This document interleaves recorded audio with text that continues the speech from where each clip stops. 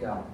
Bueno, en general se dice que cuando ya el peso está aumentado, sube de 5 a 6 kilos como máximo.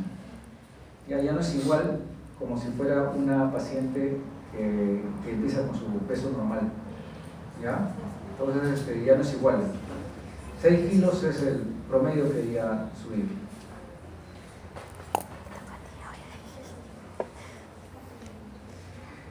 Bueno, después si es que fuma, si es que hay drogas, alcohol, violencia, vacunas, ¿no?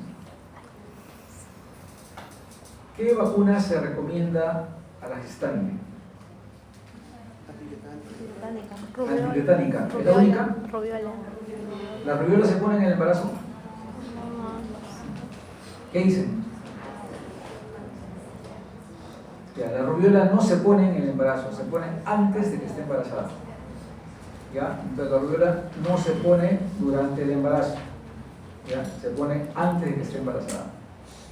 Aparte de la tetánica, usualmente se recomienda que se vacunen contra la influenza, ¿ya? O sea, es lo usual. Tetánica y influenza, ¿ya? En algunos casos donde hay prevalencia se puede vacunar también hepatitis A. Pero básicamente tetánica y influenza. Doctor, ¿qué tiempo dura la vacuna de la rubiola? ¿Qué tiempo es el tiempo que dura una vacuna normal?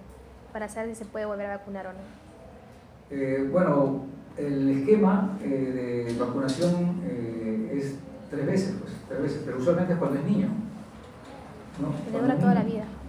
Claro. Claro, pero cuando es niño, dentro del esquema que ustedes, no sé si ya han llevado pediatría, ¿no? Pero ahí hay un esquema de vacunación que se está aplicando que es incompleto, o sea, es incompleto porque le falta, por ejemplo, hepatitis A, que no lo he visto, hepatitis B, en algunos esquemas está, pero no en todos. Interesante lo de la polio, porque recién, felizmente, que ya estamos con la polio en ampolla, porque ustedes saben que la polio oral tenía bastante problema, ¿no? Pero ahí está incluido también la rubiola, ¿no?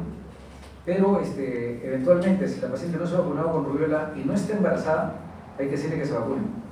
La rubiola es una enfermedad que es muy teratogénica,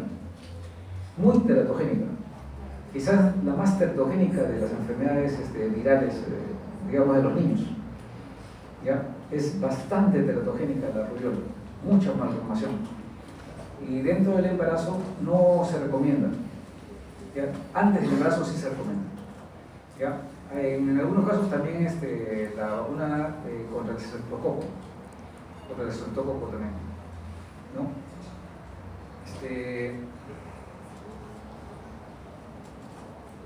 Bueno, claro que de acuerdo a la, si es que de acuerdo a la región, si es en la célula, ustedes saben pues que la antiamarílica, ¿no? Pero antes del embarazo también, antiamarílica antes del embarazo, ¿ya? Y saben pues que ahorita estamos con el problema del Zika, ¿no? Que todavía no tenemos vacuna, ¿no? Pero tenemos Zika bien cerca, ¿no? Bien cerca tenemos en Colombia, ¿no? En Colombia tenemos el Zika. Y me llama la atención que no lo tengamos en Loreto, me llama la atención que no, porque prácticamente está a un paso, ¿no? No sé qué, o no se está diagnosticando o algo está pasando, pero en Colombia ustedes saben que hay Zika con una alta prevalencia, ¿no? Y el Zika ya saben que pues, causa microcefalia, ¿no? Problemas neurológicos severos, ¿no?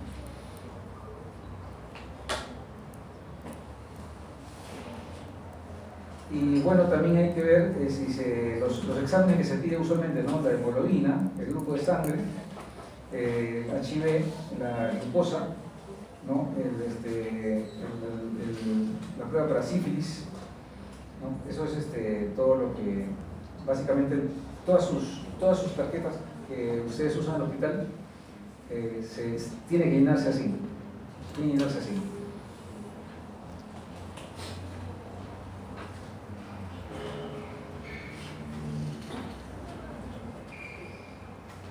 Bueno, hay una parte que es para el parto o el aborto, ¿no? Si es que, aparte de la fecha de que se ingresó, las consultas prenatales, la hospitalización, el inicio del parto, ¿no? Todo eso es cuando ya está en la atención del parto o el aborto. También en la parte de recién nacido, aunque en algunos hospitales hay una tarjeta recién nacido aparte también. ¿Ya? Y bueno, esa es la parte que se lleva a la paciente, donde está su nombre y hay una curva. Esa curva es importante, ¿no? Porque en esa curva ustedes ven que las semanas de gestación y cómo está incrementando el peso materno, y en la otra la semana de gestación y cómo está incrementando la altura uterina. Entonces es importante para que ustedes, lo que está entre gráfica y gráfica, ¿qué nos indica? ¿Qué nos indica? O sea, la línea de más abajo, ¿qué nos indicaría? Exacto, lo que dice el doctor. La línea de más abajo es el percentil 10 y la línea más arriba es el percentil 90. Entonces lo que está entre esos percentiles es la normalidad. ¿Ya? Eso es importante.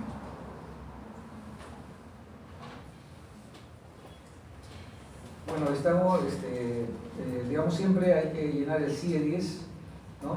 Para eso también hay un listado de códigos que lleva la historia clínica perinatal, sobre todo la que se queda en el hospital, el CIE 10. ¿Ya? Y también se llena la indicación principal del parto de cesárea o la inducción, y la indicación que se haga para el trabajo de parto. Entonces estas son simplemente las formas correctas de marcar. Se marca como una X o como un B, ¿no? No hay que borronear la historia. Bueno, esta es otra de aborto. Y natal, este es el partograma que les decía, ¿no? Acá ustedes ven de que en la parte de abajo, ¿no? En la parte de abajo, acá está la dilatación, ¿no? La dilatación del cuello uterino, cómo va aumentando, ¿no? Hasta que llega a 10. ¿No? Eso seguramente lo han visto en sus, me imagino que lo han visto en sus hospitales. Entonces van marcando una curva, ¿no? De cómo va avanzando el parto, ¿ya? Y aparte de eso también la hora, las contracciones, la presión arterial, el pulso, la frecuencia del cardíaco fetal, ¿no? Y si es que le dan alguna medicina. Entonces eso en todos los hospitales debe haber. Eso, como les digo, la única forma de llenar esto es en la guardia. La guardia es importante llenar, ahí se aprende cómo se va avanzando ahí. Pero todas las historias de los partos, de los recién nacidos, esto empiezan a graficarlo en todos los hospitales. ¿Todos lo han visto? O sea, los que han hecho guardia. Ya, si no lo han visto, por favor a sus profesores indíquenles que es el partograma, cómo se usa, para qué sirve, cómo es la gráfica. ¿Ya? Es importante. ¿Ya?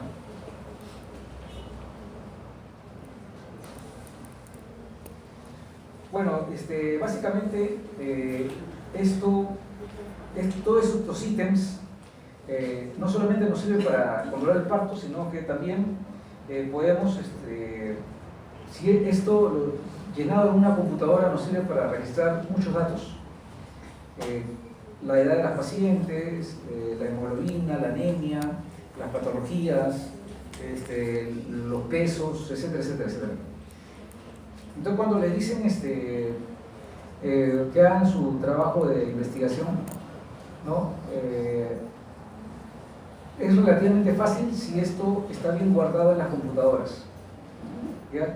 Cada hospital tiene su departamento de estadística donde se llenan las hojas de CLAP, y si están bien guardados, entonces ustedes pueden relacionar fácilmente qué partos ha habido en el año 2015, por ejemplo, las pacientes de cuántos años eran, ¿no? Y pueden hacer unos trabajos comparativos simples, ¿no?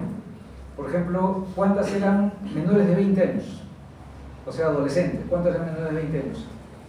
¿Cuántas eran de 20 a 40 años? El porcentaje cesárea, por ejemplo.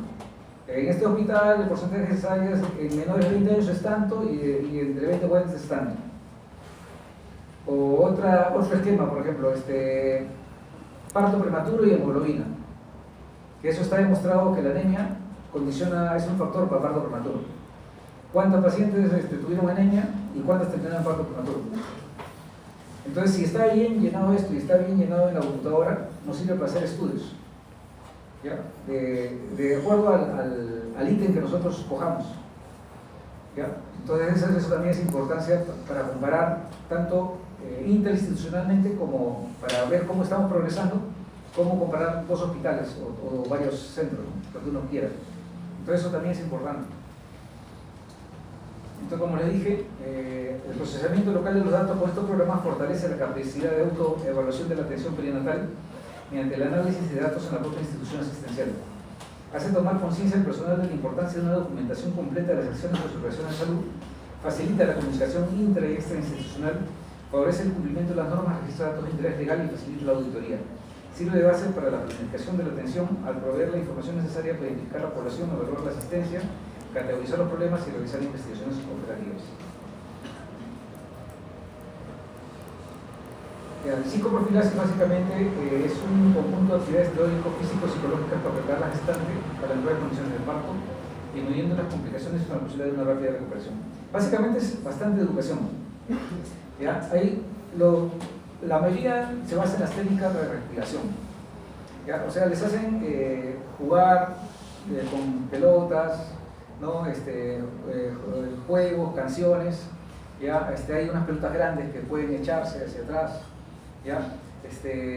Pero, ¿qué pasa? Que en el momento del parto lo que se quiere es tratar de que de alguna manera soporten el dolor, ¿ya? Soporten el dolor lo mejor posible, ¿ya? El dolor de la contracción, que casi todas las madres dicen que es el peor dolor de toda su vida, ¿no? Es sobre todo las primerizas, ¿no? Sobre todo las primerizas. Y bueno, hay un grupo, lógicamente, que se desespera por el dolor y porque no sale el bebé, ¿no? Y entonces hay que tratar de, aparte de enseñarles cómo es el proceso del parto, porque básicamente es la enseñanza, ya que se debe darse en psicoprofilaxis, que usualmente está a cargo de las obstetrices, y hay que enseñarles a respirar, ¿no? Apenas viene el dolor, que cada 3 minutos respiras profundo y te relajas y piensas y tratas de pensar en algo positivo, en que iban a ser tu bebé, en tu futuro bebé, ¿ya? Entonces respiras y entonces tratas de subliminar el dolor,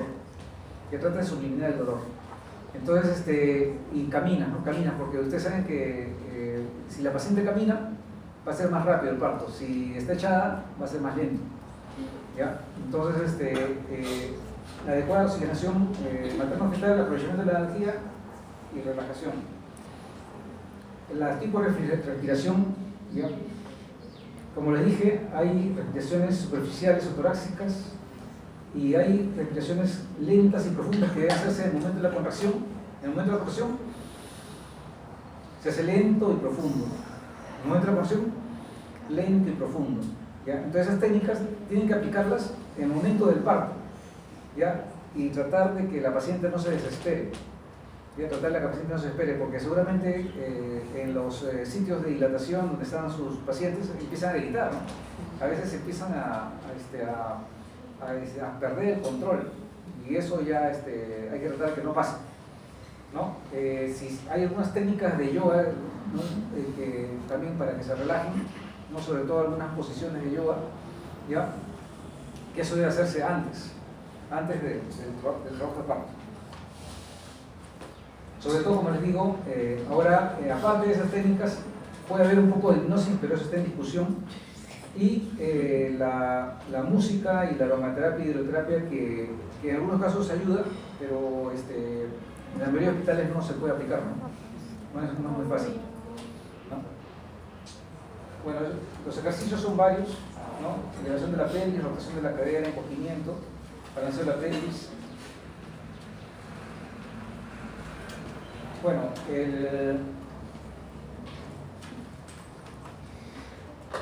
lo que hasta hace unos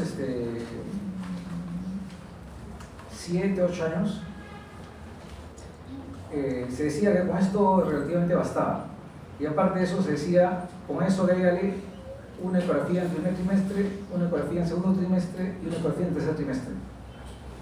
Y ya tiene su ecografía, ya tiene sus análisis y se acabó.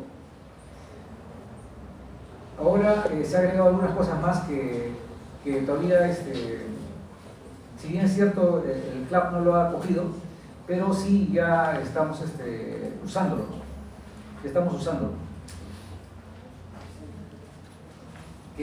Lo que hay que tratar es de diagnosticar precozmente algún tipo de malformación.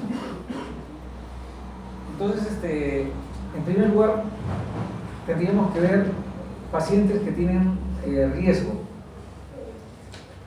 Por ejemplo, ¿qué paciente podría tener un riesgo de malformación aumentado? ¿Cómo? Radiación, claro. Si hubiera sido que hubiera sufrido radioterapia. ¿Qué otra paciente? Fumadoras. Pero algo que se ve frecuentemente. Desnutrición. Exacto. Actualmente es frecuente, muy frecuente, que las mujeres posterguen su maternidad. ¿Ya? Es muy frecuente. Y entonces tenemos muchas primerizas de 35 años o más. ¿Ya? Es como nunca antes se ha visto. ¿Ya? Antes se veía, pero no como ahora. Ahora se ve, y es más, hay algunas que desde 8 o 40 que son primerizas. ¿Ya? Son primerizas, ¿no? Entonces, ya sea por, digamos, fisiológicamente, o sea, con una concepción que ha sido en pareja, o ya sea por concepción artificial. Actualmente hay muchas madres que usan donantes de esperma, o sea, concepción artificial. No tienen pareja y ya tienen 37, 38 y bueno, quieren tener su hijo y ustedes saben pues que en las clínicas tenemos un casting tanto de mujeres como de hombres, ¿no? Para que más o menos vean cómo quieren que salga su hijo, ¿no? Y ellas solas empiezan su gestación, ¿no? Muy conocido el caso de una conductora de televisión, ¿no? Que sola tenía su hijo por inseminación, ¿no? Y porque ella también tenía su edad, ¿no? Entonces, es frecuente eso. Y entonces, ¿qué pasa? De que hasta hace, como les digo, 5 años más o menos, las pruebas que teníamos para establecer con seguridad que ese bebé tenía algún problema genético, ¿cuáles eran las pruebas que teníamos que usar? La aspiración de células del saco gestacional. Entonces, ¿cómo se hacía la aspiración? Con una sondita, ¿no? Y una jeringa se ponía en el útero y se aspiraba un poco. Y eso se mandaba a genética. ¿Ya? Pero el peligro era que podía causar un aborto, ¿no? En algunos casos. Aunque el riesgo es del 10-15%, pero de todas maneras podía causar un aborto, una amenaza de aborto, porque estabas aspirando un poco de células, ¿no? O sea, te ibas a través del cuello con la sondita y ahí aspirabas. Eso se hacía hasta antes de las 11, 12 semanas. Eventualmente, si crecía más, ponías tu ecógrafo y viendo que no estaba la placenta ahí, anestesiabas a la paciente en la barriguita y metías tu aguja. Metías tu aguja y aspirabas líquido. Y eso también se iba a genética. Eso se llama amniocentesis, ¿no es cierto? Amniocentesis. Entonces, se hacían esas pruebas que eran lo que se llaman pruebas invasivas. ¿Ya? O sea, pruebas invasivas porque estaban manipulando. Hasta hace 5 años surgió una cosa espectacular, porque hasta ese momento se decía que ningún elemento fetal pasaba a la sangre materna. No pasaba nada, ningún elemento fetal, y por lo tanto en la sangre materna no había posibilidades de encontrar nada de feto. Pero se vio que no era verdad. se vio que no era verdad. Se vio que algunas fracciones de células del feto sí pasan a la sangre materna. ¿Ya? O sea, no son células completas, pero sí son fracciones de las células. ¿Ya? Y sobre todo de eritroblastos. ¿Ya? Entonces, si ya sabemos que hay fracciones de células del feto que podemos encontrar en la sangre materna, entonces no tenemos que manipular el útero ni la amniocentesis ni nada de eso, sino que simplemente con una prueba en sangre materna. Entonces es un avance espectacular, porque era diagnóstico de síndrome Down, de Klinefelter, de enfermedades genéticas en sangre materna. O sea, es una prueba no invasiva. Entonces ese cambio es espectacular, ¿no?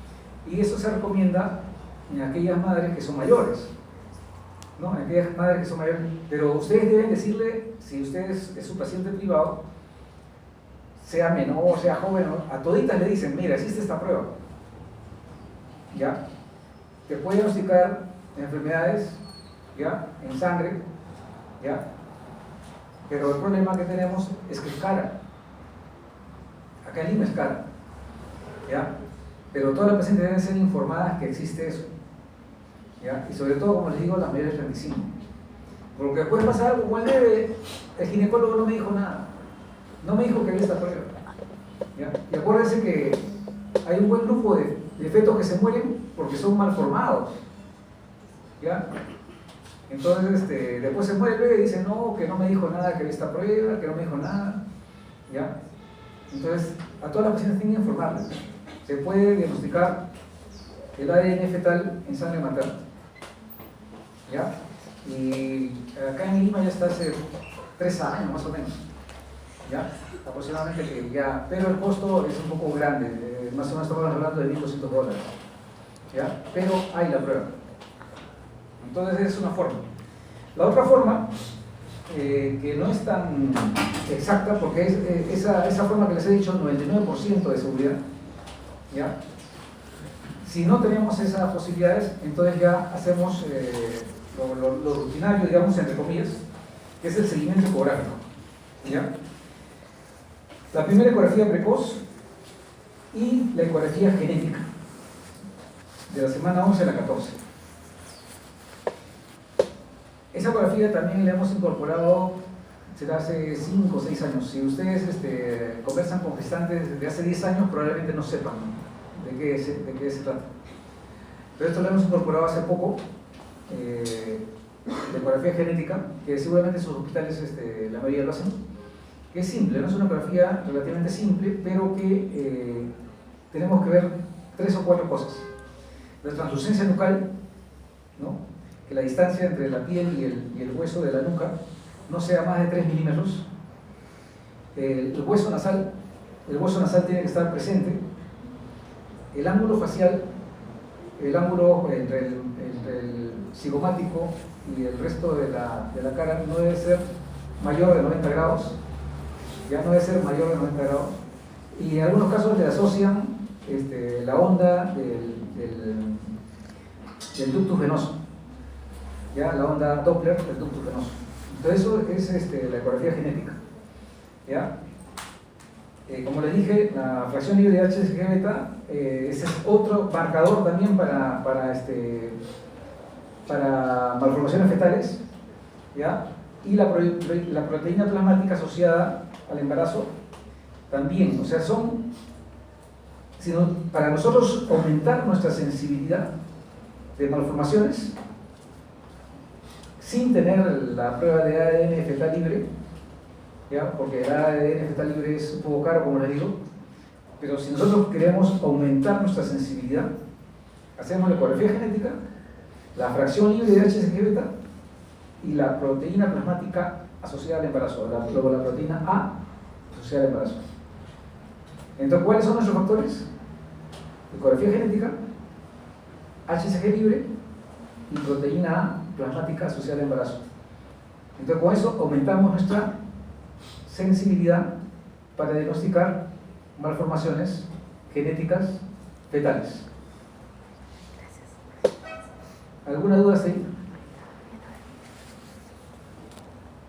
Por favor, una pregunta. Sí. Solo se nota que algunos fragmentos del feto estaban en la madre. De la célula del feto. Las células de la madre. Entonces no se daría más bien una, por ejemplo, en estos casos de tuberculosis fetal, probabilidad de que no debería ser. Claro. Lo que me dice es de que no debería haber comunicación digamos, de las células del feto hacia la madre. Y es verdad, o sea, en general, por eso que mucho tiempo se creyó que no se podía, digamos, hacer ninguna prueba en la sangre de la madre. Por eso es que no pasan células enteras, pasan fracciones, ¿ya?, de células, ¿ya? Pasan fracciones de células en una cantidad pequeña, ¿ya? Que no causa mayor sensibilidad. Son fracciones que se ha visto que la mayor parte pasan de células que se están formando recién en el feto. Ya no son células antiguas, sino que son células que recién se están formando en el feto. Por eso que le digo que son eritroblastos. O sea, acuérdate que los eritroblastos son precursores de las células plasmatías. ¿Ya? Son precursores. Entonces, esas fracciones de esas células son las que pasan a la madre. ¿Ya? Y como te digo, eso recién está en el mundo hace 5 años y acá en Lima hace 2 años y medio máximo. ¿Ya? Entonces esa prueba se llama, por ejemplo, hay un nombre comercial que se llama Harmony. ¿Ya? Harmony, el nombre comercial. Lo hacen en un laboratorio de San Isidro y cuesta $1.200. Pero esa información, si tú tienes una paciente que tiene 35 años o más, tienes que decirle, mira, existe esta prueba. ¿Ya? Puedes hacértela, yo te la recomiendo porque tú tienes factor de riesgo por la edad, ¿no?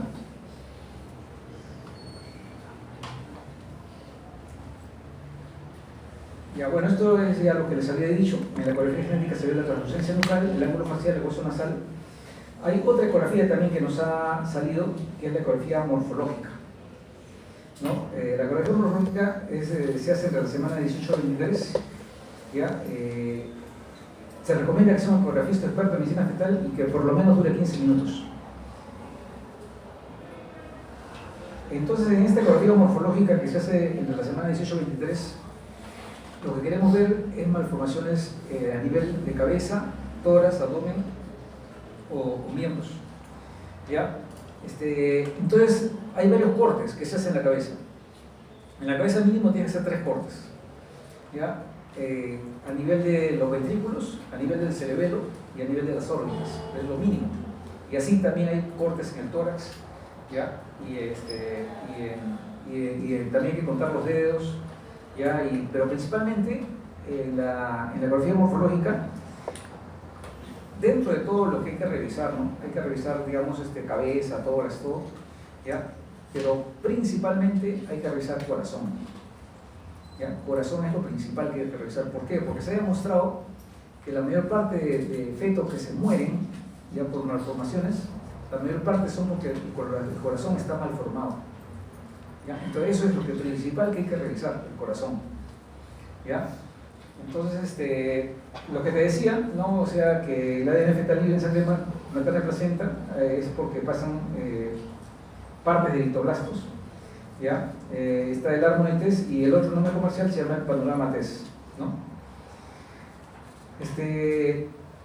Se ve, como son, se va a ver todo el ADN fetal, digamos, a partir de la semana 10 puede hacerse, ¿ya? A partir de la semana 10, entonces lógicamente a esa semana ya puedes saber el sexo de tu bebé, porque ya tienes el ADN, ¿entiendes? Entonces esta es una prueba que te va a dar porque mucha gente decía no, que la semana 20 recién para la ecografía, pero con esta prueba ya no, porque ya a partir de la semana 10, cuando recién está un embrión prácticamente, porque a partir de las 12 semanas ya le llamamos feto, ¿no? Entonces ya puedes saber el sexo de tu bebé, ¿no?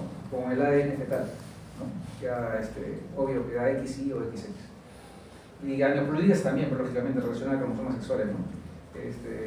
Entonces esa es la gran...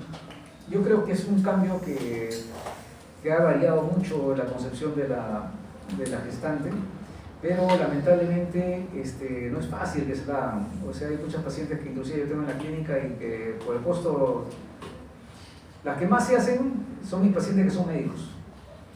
Los pacientes que son médicos, colegas, ellas sí se hacen porque consideran que sí, no entienden, pero las demás, un poco que no, todavía no está.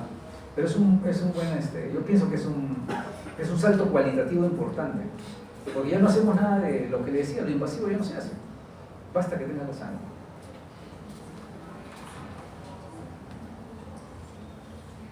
Bueno, con eso diagnosticas enfermedades también monogénicas, autosómicas, dominantes y recesivas. Ya, entonces hay un método de screening o cribado, ¿no? Ya con esto vamos a terminar para que no se aburran. Un método de screening o cribado, o sea, digamos, ustedes saben de qué es y como les digo, solamente con edad ya tienes 30% de posibilidades de que tu feto sea malformado. ¿Ya? 30%. ¿Ya? La edad materna y la bioquímica en suero, ¿ya? ¿Qué significa bioquímica en suero? Lo que les dije, ¿no? La HCG libre y la proteína plasmática. ¿Correcto? Con eso ya te aumenta la sensibilidad 50-70%. ¿Ya? Si tú haces todo, o sea, la edad materna, abajo, ¿no? La translucencia nucal, el hueso nasal, la beta HCG libre y la proteína plasmática A en la semana 11 a 13 del embarazo, ya te da hasta 95% de posibilidades de que ese feto esté mal. ¿Correcto? ¿Ya? O sea, no estamos hablando ya del ADN libre, estamos hablando de otros marcadores más baratos. ¿No? Ya no estamos hablando del ADN libre, estamos hablando de otros marcadores más baratos que podían ayudar. ¿Ya? Primero la edad materna, ya hemos dicho, mayor de 35, ya de ahí ya empezamos ya el problema. Segundo, ya hacemos la translucencia nucal, el hueso nasal, la fracción beta HCG libre y la proteína plasmática A, ¿no? Y ya te da un buen, ¿no?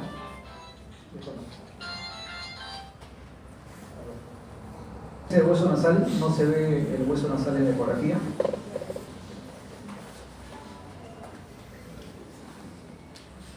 Esta es otra malformación donde hay lo que ustedes ven, la translucencia nucal está aumentada porque es una malformación que se llama hidroma quístico. En este caso, también vemos que la idea es medir la translucencia nucal y ver el hueso nasal.